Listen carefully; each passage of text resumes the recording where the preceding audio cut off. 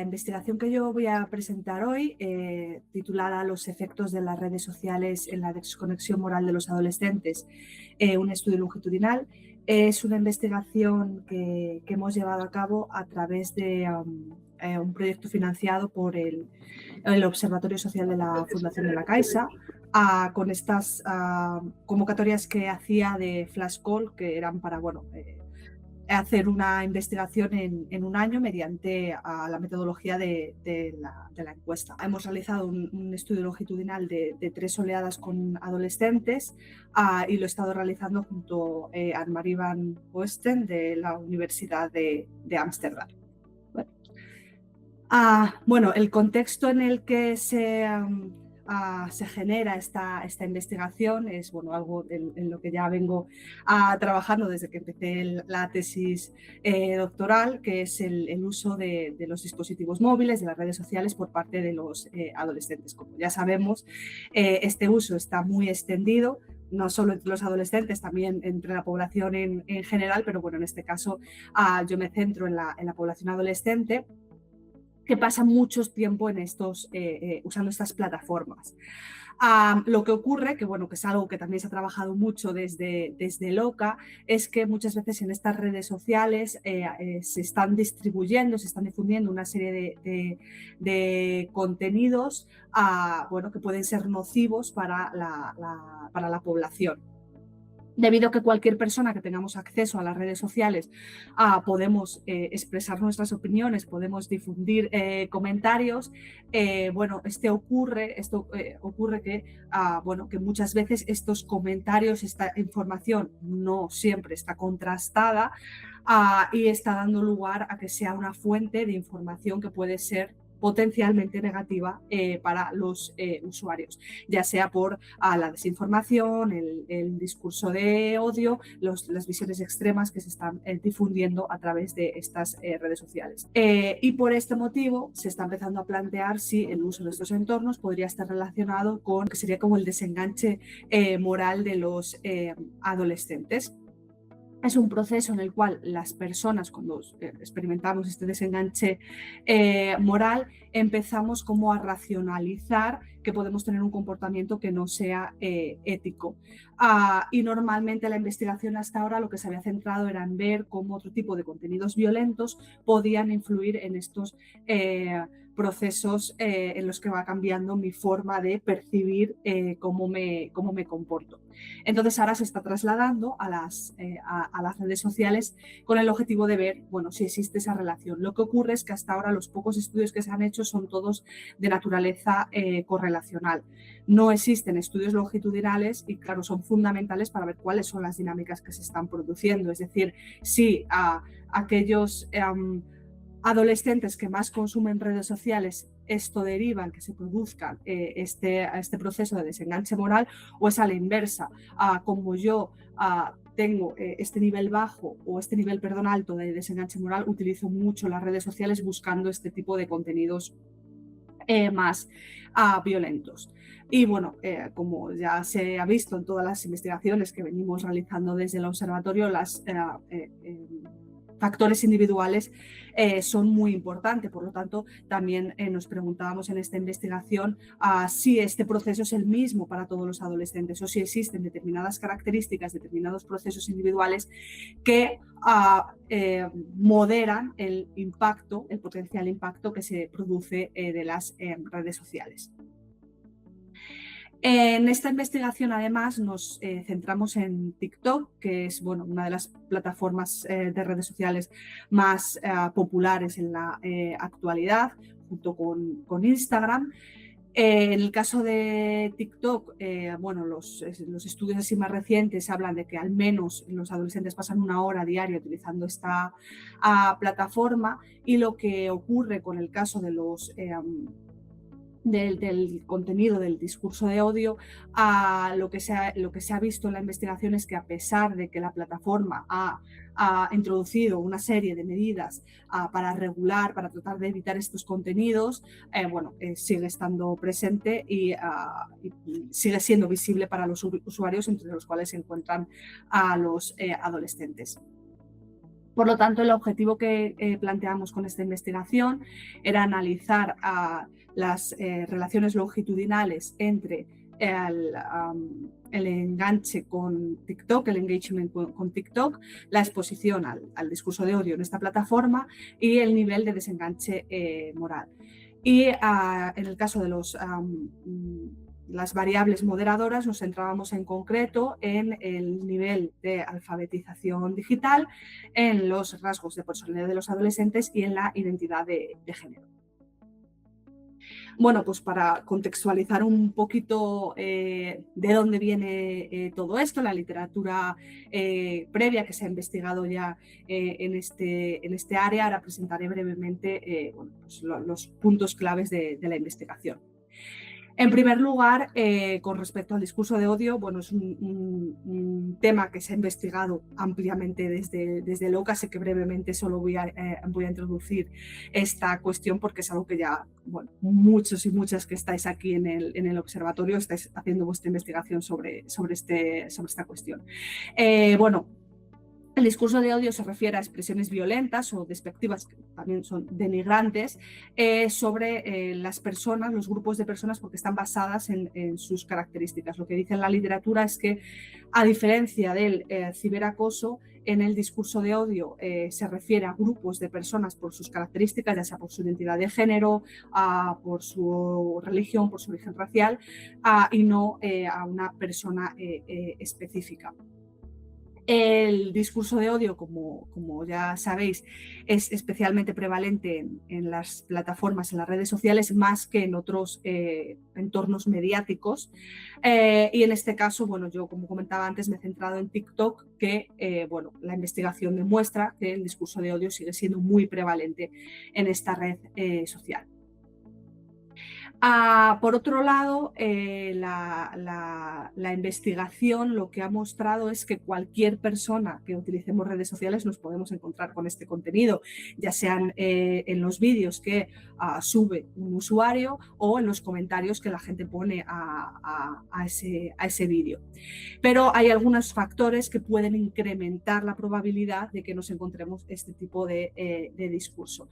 Por ejemplo, el tiempo que pasamos en las redes sociales. Y aquí se han centrado, la investigación se está empezando a centrar más que en la frecuencia de uso, en horas, en otras variables que se refieren a cómo es ese tipo de uso, esa relación que yo tengo con las redes sociales. Y esta variable es en la que nos hemos centrado, que es social media engagement. Que sería como el nivel de compromiso o de interacción que yo tengo con una red social, cómo de vinculada me siento a esa red social, cómo de importante es para mí esa red social en mi día a día. ¿Por qué se está empezando a utilizar? Bueno, porque se considera que meramente utilizar la frecuencia de horas, además de que se ha encontrado que no siempre es muy realista cuando nos preguntan el número de horas que utilizamos. También, bueno, se considera que es una variable que ofrece una medida mucho más comprensiva, mucho más profunda de la relación que tienen los adolescentes con las redes sociales, ya que, bueno, se considera que la forma o cómo dependo de las redes sociales en mi día a día es más importante que simplemente preguntarte cuántas horas lo utilizan. Aunque eso sí, anticipo que también preguntamos en el cuestionario cuántas horas utilizaban TikTok para tener ambas medidas. La investigación previa lo que ha encontrado es que aquellos adolescentes que tienen un mayor nivel de engagement con las redes sociales también se exponen en mayor medida a riesgos online, como por ejemplo sufrir ciberbullying o también participar en comportamientos negativos online. Por ejemplo, bueno, pues participar en ciberacoso. Y a partir de ahí nosotros planteamos la primera hipótesis, que es que, bueno, que aquellos adolescentes que más tenían un mayor nivel de engagement con TikTok, en las siguientes oleadas también tendrían un mayor nivel de exposición a un discurso de odio. En segundo lugar, la segunda variable clave que hay en esta investigación es ese nivel de desenganche moral. Lo que se ha encontrado, por supuesto, en la investigación, esto se ha encontrado ampliamente, es que el discurso de odio, lógicamente, es muy negativo para las personas que son víctimas de ese discurso de odio. Es decir, si soy una persona, por ejemplo, racializada, y ese discurso de odio va contra las personas racializadas. Y esto se ha demostrado muchísimas investigaciones que tiene consecuencias muy negativas, tanto psicológicas como también incluso físicas. Sin embargo, bueno, el hecho de que, como comentaba antes, esté destinado a grupos en general, esto hace que la posibilidad de que tú te encuentres ese discurso de odio también es muy amplio para las personas que no son el foco, en principio, de esos ataques o de esos comentarios violentos o de migrantes. Por lo tanto, la investigación también se está preocupando en analizar cómo esto puede afectar a la población general, entre comillas, a una población más amplia.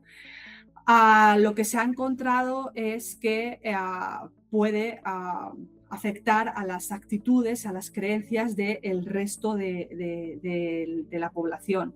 Y de hecho, lo que está sugiriendo la investigación previa es que podría producirse ese efecto de desensibilización, haciendo que las personas tengan una mayor probabilidad de deshumanizar a los otros, o que tengan menos capacidad de reconocer que un contenido es ofensivo o humillante, porque lo ves tanto que acaba produciéndose ese efecto de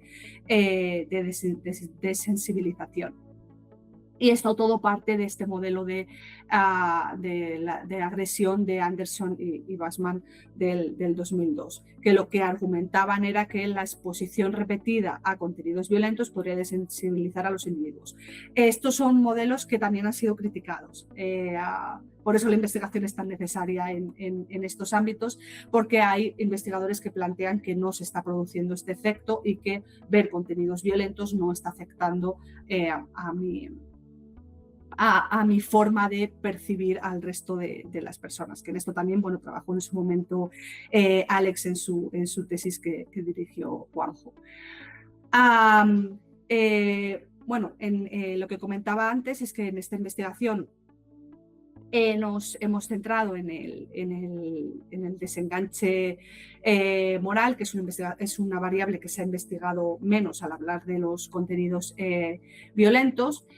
Y bueno, este desenganche moral, como planteaba antes, es una serie de mecanismos cognitivos que lo que hacen es que poco a poco yo voy justificando, voy minimizando mi responsabilidad personal de mis actos, va afectando a mi percepción ética de los comportamientos que yo tengo con respecto a otras personas. Y algunas investigaciones previas, aunque muy poquitas, lo que han planteado es que los adolescentes que más se exponen a contenidos negativos online también reportan mayores niveles de este desenganche moral. Lo que ocurre es que estas investigaciones que ha habido previas son de nuevo correlacionales, entonces no podemos saber qué es primero, es decir, esas personas que tienen un mayor nivel de desenganche moral acuden a este tipo de contenidos, o es al revés, o simplemente no hay un antes y un después, simplemente están coincidiendo en el tiempo.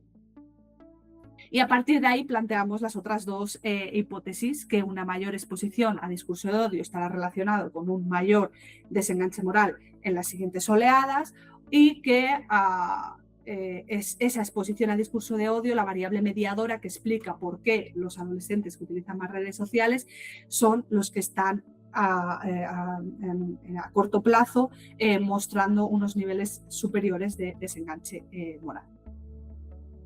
Como planteaba al inicio, en esta investigación nos planteábamos también si existían una serie de variables moderadoras que pudieran moderar el impacto ese impacto potencial que nosotros pensábamos que iba a tener el discurso de odio en el desenganche moral.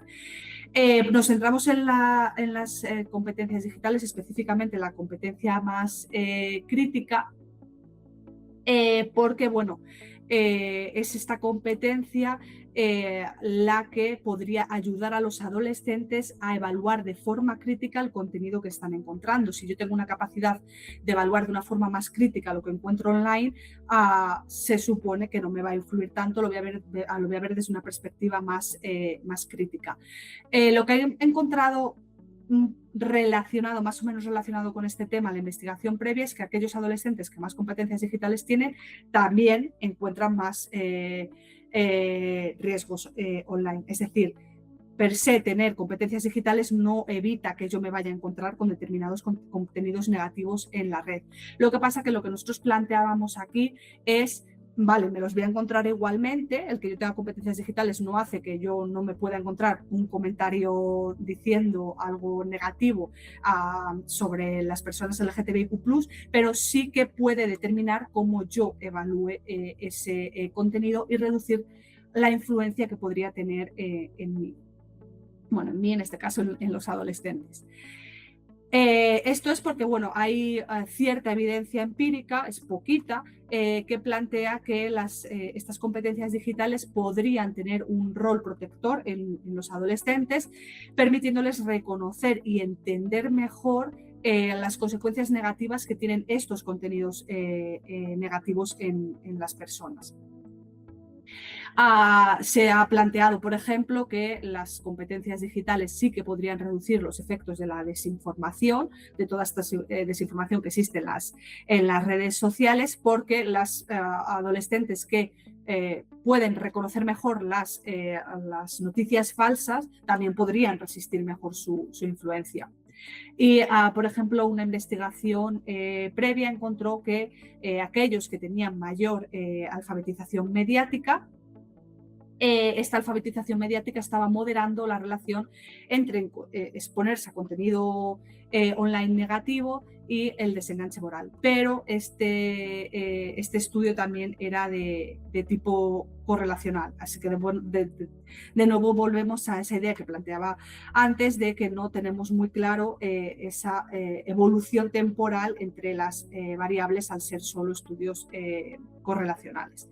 En cualquier caso, a partir de ello, lo que planteábamos era la hipótesis de que la alfabetización digital, el nivel de alfabetización digital de los adolescentes podría ser una variable moderadora en nuestro modelo. Las siguientes variables en las que nos centramos son las variables individuales. En este caso, en los rasgos de personalidad y en la identidad de género.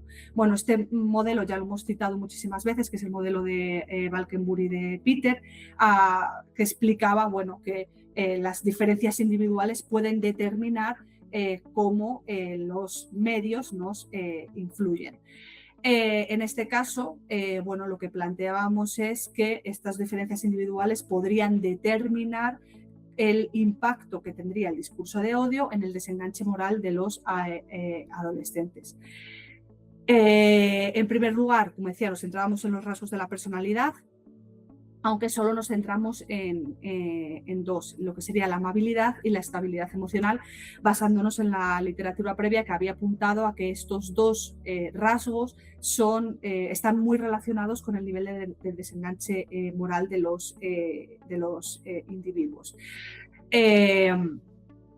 Las personas con menos amabilidad tienen un mayor nivel de desenganche moral y las personas con baja estabilidad emocional tienen un mayor nivel de desenganche moral. En segundo lugar, la otra variable que consideramos que podía ser muy relevante es la identidad de género, aunque en este caso hay muchos resultados contradictorios en la investigación previa.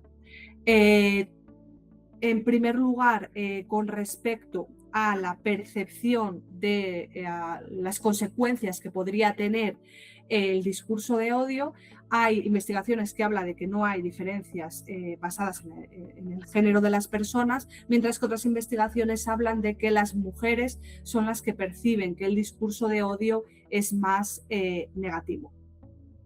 Y lo mismo ocurre con otras investigaciones que, aunque no están centradas específicamente en el discurso de odio, hablaban de la relación entre el contenido violento y el nivel de desenganche moral. En este caso también había resultados contradictorios. Hay investigaciones que no han encontrado diferencias de género, es decir, afectaba por igual independientemente de la identidad de género de la persona, mientras que otras han encontrado que el efecto del contenido violento en el desenganche moral es mayor entre los hombres.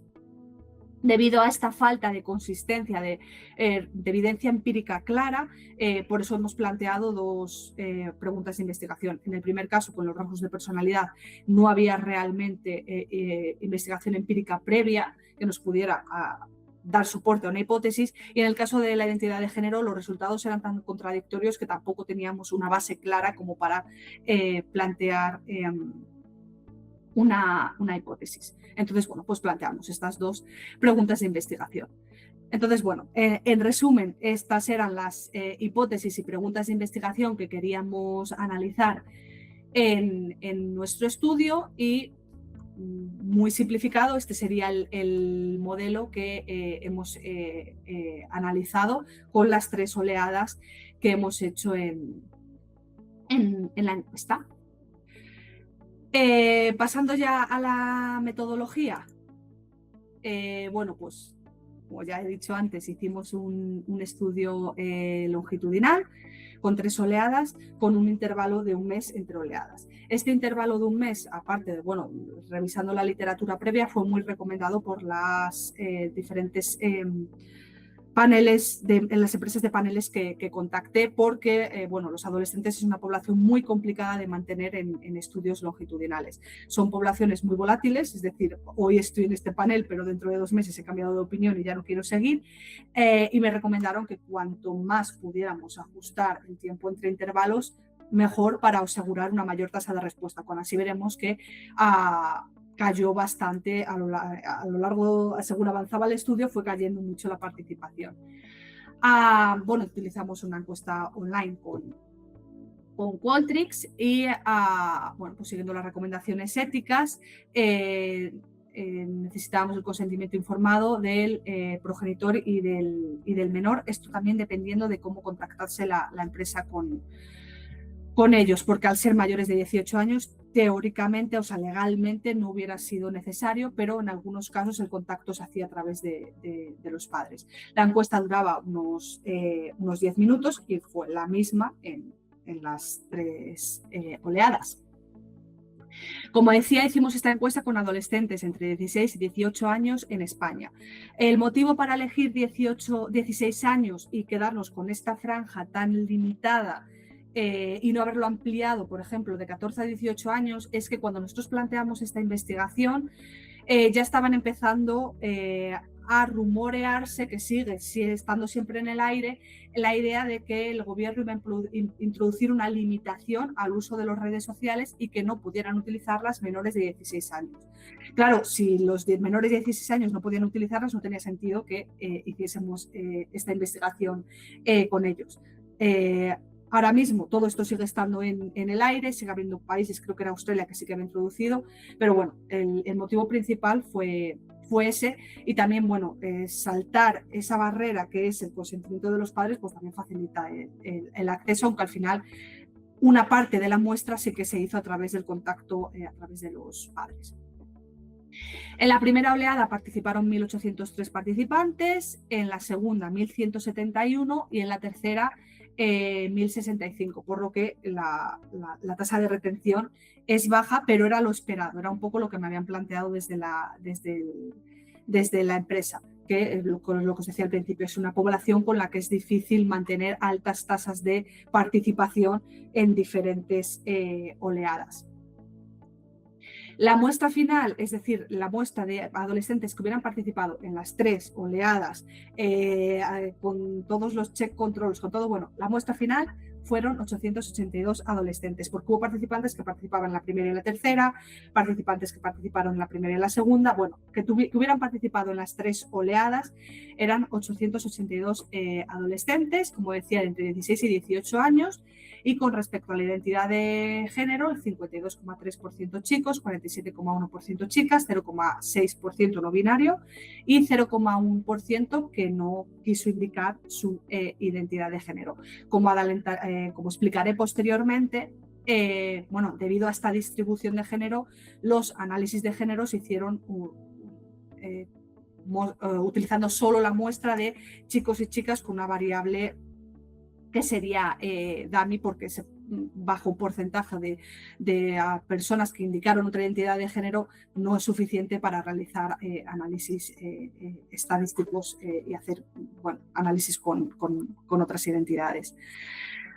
Con respecto al cuestionario, bueno, pues utilizamos escalas que ya habían sido validadas previamente en la literatura con población adolescente, porque bueno, al utilizar población adolescente pues es necesario que las escalas estuvieran adaptadas al lenguaje que pudieran entender. Entonces, bueno, pues utilizamos la escala de TikTok Engagement basada en una escala de Social Media Engagement, solo cambiándolo por TikTok en vez de Social Media. Para la percepción de la exposición al discurso de odio, también utilizamos una escala que se ha validado previamente en la literatura. Al desenganche moral, una versión reducida de una escala validada con adolescentes en español. Para las competencias digitales, una escala que es la que desarrollé yo durante la tesis. Y luego para las variables de control o variables moderadoras, lo que os comentaba, sí que medimos también la frecuencia de uso de TikTok, utilizando estas dos preguntas basadas en una investigación previa sobre cuántos días a la semana utilizas TikTok y cuántas horas a la semana en un día normal utilizas TikTok. Para los rasgos de la personalidad utilizamos la escala TIPI, también validada en adolescentes, y después medimos, preguntamos la edad, la identidad de género, el nivel educativo y la ideología política, la orientación política. Con respecto a los resultados, bueno, pues inicialmente como análisis preliminares hicimos una serie de correlaciones en las que vimos que todas las variables estaban correlacionadas significativamente a lo largo de las diferentes oleadas. O sea, en este caso nos centramos en las variables principales de la investigación. Después también hicimos las correlaciones con todas las variables clave del estudio. Estas las hicimos centrándonos en cada oleada, en la oleada 1, pero hicimos también la misma correlación en la oleada 2 y en la oleada 3, y los resultados se mantienen estables.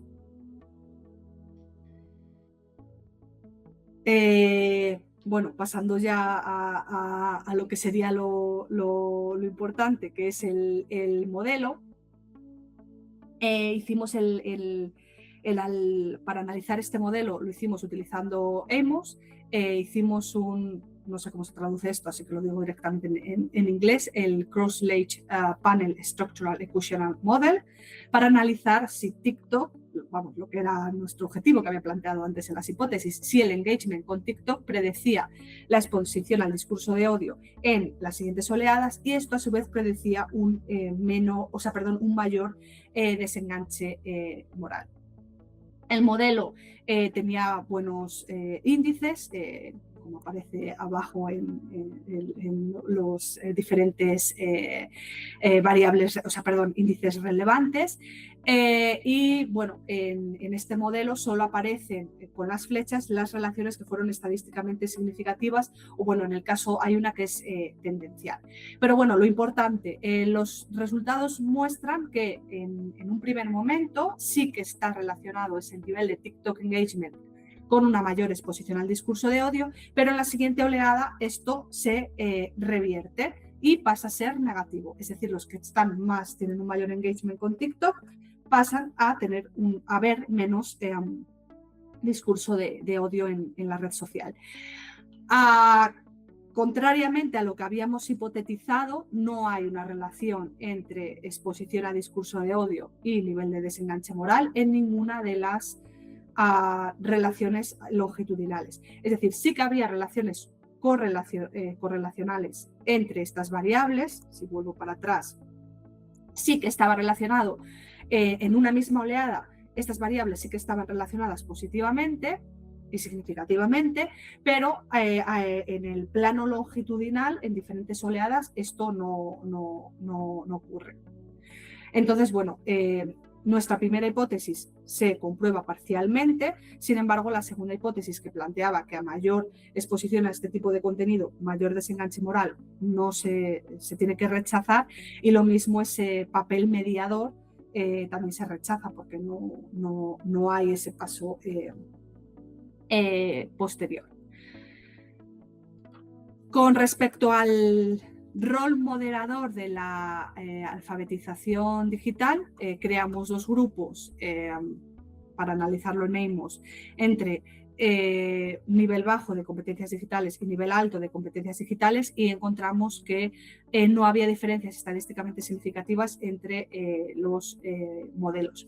Aún así, bueno, normalmente se recomienda que, aunque en general el modelo no sea significativo, comprobar cada uno de los caminos, los paths, no sé si la traducción es camino, que han sido significativos, también comprobar por si acaso. Pero bueno, en cualquier caso, en ningún caso había diferencias entre el grupo de un nivel más bajo de alfabetización digital y un nivel más alto de alfabetización digital. No había ninguna diferencia en ningún caso entre unos y otros adolescentes. En siguiente lugar, con respecto al rol de los rasgos de la personalidad, de nuevo los resultados mostraban que no moderaban ninguna de las relaciones longitudinales. Aunque en el primer caso, en la amabilidad, el análisis muestra que los modelos sí que son diferentes entre las personas con baja amabilidad y alta amabilidad, en el caso de los caminos que a nosotros nos interesaban, no hay ninguna diferencia significativa. Y en el caso de la baja estabilidad emocional y alta estabilidad emocional, tampoco hay diferencias significativas. Un apunte que se me ha olvidado decir es que cuando hablamos de estabilidad emocional, también se conoce en la literatura como una persona neurótica. Lo que pasa es que, bueno, en este caso, la escala TIPIS que utilizaba esta denominación y la hemos mantenido. Por último, en el caso de la identidad de género, que recuerdo que solo utilizábamos en este caso la comparación entre chicos y chicas por el bajo número de personas que habían elegido otras opciones en identidad de género, sí que encontramos diferencias significativas. Y es en el caso de las últimas filas entre la exposición al discurso de odio y el desenganche moral, que sí que existen diferencias. Aunque es importante tener en cuenta que, aunque en algunas filas está marcado como estadísticamente significativa la diferencia entre chicos y chicas, luego este camino no es significativo. Es decir, por ejemplo, en la primera parte, que muestra que una mayor exposición a discurso de odio en la primera oleada está relacionado con un mayor desenganche moral en la segunda oleada, si nos fijamos en la columna de chicos, no es significativo, y en la columna de chicas no es significativo. La diferencia es, aunque no sea significativo, que en el caso de las chicas esta relación es negativa y en el caso de los chicos esta relación es positiva. Es que yo estoy intentando que veáis mi ratón, pero no podéis verlo, pero bueno. A ver, ahora. Y lo mismo ocurre en la segunda parte. ¡Ay, que la he liado! Perdón, ¿qué ha pasado? Perdón, vuelvo para allá. Uy, vale. Y lo mismo ocurre en la segunda parte, ¿vale? Que en el caso de los chicos sí que es significativa esta... Vale, gracias, Juanjo. Sí que vemos significativa esta relación, que sería que a mayor discurso de exposición a discurso de odio, el desenganche moral es menor entre los chicos, pero entre las chicas, aunque el sentido es el contrario, que en este caso sería positivo, no es significativo. Pero vamos viendo cómo las dinámicas entre chico y chica en cada oleada van cambiando. En un caso es negativo, en otro caso es positivo, pero importante eso, que en el caso de las chicas esta relación entre el discurso de odio y desenganche moral no es significativa en ninguno de los casos. Y a la inversa ocurre lo mismo en el otro sentido, que un mayor desenganche moral lleve a una mayor exposición a contenido de discurso de odio. En el caso de los chicos, esto, aunque no era la hipótesis de nuestra investigación, sí que ocurre, aunque va cambiando el sentido de la de la relación, en un caso es negativo, en otro caso es positiva, pero en el caso de las chicas en ningún caso se da. Es decir, en este caso sí que veríamos que existe una relación que en algunos casos no se daba entre las chicas, que sí que ocurre entre los adolescentes que son chicos. Para terminar, discusión y conclusiones de la investigación. Bueno, como he planteado ahora mismo en el apartado de resultados, encontramos en línea con la investigación previa que aquellos adolescentes que tienen un mayor nivel de compromiso, de enganche con las redes sociales, en este caso con TikTok, se exponen en mayor medida a contenidos en los que aparece discurso de odio. Pero esto después cambia, esta tendencia en la siguiente oleada cambiaba. Claro, nosotros aquí todas las interpretaciones que hacemos son potenciales y es necesario que haya más investigación para poder confirmar, porque este es un patrón que nosotras no esperábamos que se fuera a producir. Nuestras potenciales explicaciones son, en primer lugar, la primera es que bueno, cuando los adolescentes utilizan TikTok, al igual que cuando cualquier persona utilizamos TikTok, estamos constantemente interactuando con el algoritmo, le estamos indicando qué es lo que más nos gusta. Entonces, una potencial explicación que nosotros encontramos es que en un primer momento ellos estuvieran a gusto con este contenido y lo siguen buscando, pero llega un momento en el que les satura y revierten el tipo de contenidos que están buscando en las redes sociales y buscan otro tipo de contenidos. O sea, que hayan intentado deliberadamente buscar un contenido que sea más respetuoso con las diferentes poblaciones o grupos poblacionales. Otra explicación que nosotras creemos es que haya sido la propia encuesta la que haya influido a los participantes, que esto se ha visto que ha encontrado, o sea, que ha ocurrido en algunas investigaciones. Yo te estoy preguntando por esta exposición que tú tienes a estos contenidos y esto te puede hacer reflexionar sobre el tipo de contenidos que estás viendo en redes sociales y replantearte lo que estás consumiendo, es decir, son más sensibles al tipo de contenidos que han visto en redes sociales. Repito que estas son explicaciones que nosotras planteamos, pero necesitaríamos continuar en esta línea de investigación para ver realmente por qué se están produciendo estos patrones distintos en el que en un primer momento me encuentro con más contenido de este tipo, pero en la siguiente oleada el efecto que se produce es el contrario. En segundo lugar, como planteaba, en nuestra investigación hemos encontrado que esa exposición a este tipo de contenido no predice un mayor desenganche moral a corto o largo plazo. En nuestro caso, lo que nos planteamos es si esto puede haberse debido a la escala que utilizamos para medir el desenganche moral. Como planteaba antes, nosotras utilizamos una versión reducida de la escala más amplia de desenganche moral, porque era una versión que se había validado con adolescentes y era más reducida. Claro, este cuestionario era largo y al tratarse de una población adolescente corríamos el riesgo de que si el cuestionario era muy largo, las tasas de abandono fueran muy altas. Y utilizamos en todas las escalas que pudimos, utilizamos versiones reducidas para evitar estos problemas. Lo que ocurre es que posteriormente, volviendo a analizar la medida que hemos utilizado para medir el desenganche moral, nos planteamos si puede deberse a que los ítems que utiliza esta escala miden más como la habilidad para justificar el comportamiento inmoral de las personas. Entonces nos planteamos si quizás habiendo utilizado una escala más amplia hubiéramos captado diferencias, porque bueno, la escala original amplia medía diferentes factores de desenganche moral dentro de este constructo general y a lo mejor en algunos factores habría habido diferencias, sí que habría habido diferencias estadísticamente significativas. Pero repito que estas son explicaciones potenciales que nosotros planteamos a por qué puede haber ocurrido esto.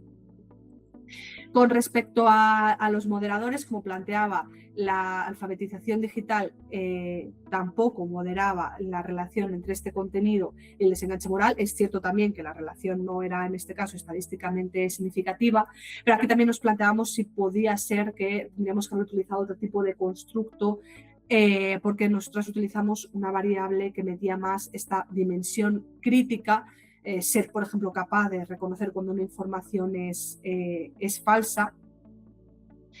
Y quizás, bueno, tendríamos que haber utilizado una variable más enfocada al discurso de odio en particular. Como decía, también encontramos que las variables de rasgos de personalidad no moderaban esta relación. En cualquier caso, aquí esto era completamente exploratorio porque no habíamos encontrado, más allá de que el desenganche moral está relacionado con la amabilidad y con la estabilidad emocional, no habíamos encontrado mucha evidencia empírica en este sentido. Y por último encontramos que la identidad de género sí que moderaba. Como planteaba antes, solo en el caso de los chicos se producía esta relación entre exposición a discurso de odio y a desenganche moral, y como planteaba antes, a la inversa. Como planteaba inicialmente, en este caso hay mucha evidencia empírica contradictoria. Entonces, realmente necesitamos continuar investigando en este caso antes de establecer conclusiones como más contundentes en torno a por qué se están produciendo estas diferentes relaciones en el caso de los chicos y de las chicas. Pero de nuevo aquí nosotros nos planteamos si puede haber influido el tipo de escala que utilizamos para medir el desenganche moral en estos resultados, porque los pocos estudios que sí que habían encontrado una relación significativa de lo que hablaban es de que los contenidos violentos afectan en mayor medida a los chicos que a las chicas a su nivel de desenganche. Aquí lo que encontrábamos es que los patrones se dan de forma contraria, pero solo en el caso de los chicos es significativa, y una mayor exposición a discurso de odio predecía un menor nivel de desenganche moral, por lo que nos planteábamos si sería la escala que era como que medía un poquito más la justificación de cuándo es correcto comportarse de forma negativa, si sería la que ha producido este efecto. Para terminar, pues obviamente, como cualquier investigación, esta investigación tiene limitaciones que ya he ido un poquito adelantando a lo largo de la presentación, pero una limitación muy importante, por supuesto, es cómo hemos medido esta percepción de la exposición al discurso de odio. En este grupo, Carlos, Patricia, Javi, Williams, bueno, mucha gente está investigando discurso de odio y están utilizando otras metodologías que les permiten medir de una forma más objetiva el discurso de odio que existe en redes sociales, pero nosotros aquí lo que utilizamos fue una medida de autorreporte. Claro, cuando yo te estoy preguntando si tú estás viendo este tipo de contenidos, depende un poquito también de ti que lo interpretes como algo negativo o no. Utilizamos las escalas validades que se han utilizado en la investigación, en las que primero explicamos un poquito qué es este tipo de contenidos negativos y preguntábamos por diferentes targets de ese discurso de odio, pero siempre, claro, hay que ser conscientes que esto depende mucho de la subjetividad de cada persona, el valorar que ese contenido que están viendo es discurso de odio, considerar que ese contenido no tiene nada de malo y está perfectamente bien y no está atacando a ninguna persona. Por eso, bueno, en este tipo de investigaciones lo ideal sería trabajar con métodos de donación de datos de los propios usuarios al mismo tiempo que les preguntamos sus percepciones para poder contrastar lo que ellos están viendo realmente en sus redes sociales con, por ejemplo, su nivel de desenganche moral. Como he planteado antes, creemos que la escala que hemos utilizado, bueno, pues idealmente hubiera sido quizás mejor haber utilizado la escala más amplia, aunque claro, teniendo en cuenta que era muy larga y quizás eso pues hubiera provocado aún mayores tasas de abandonos entre la muestra de nuestra investigación.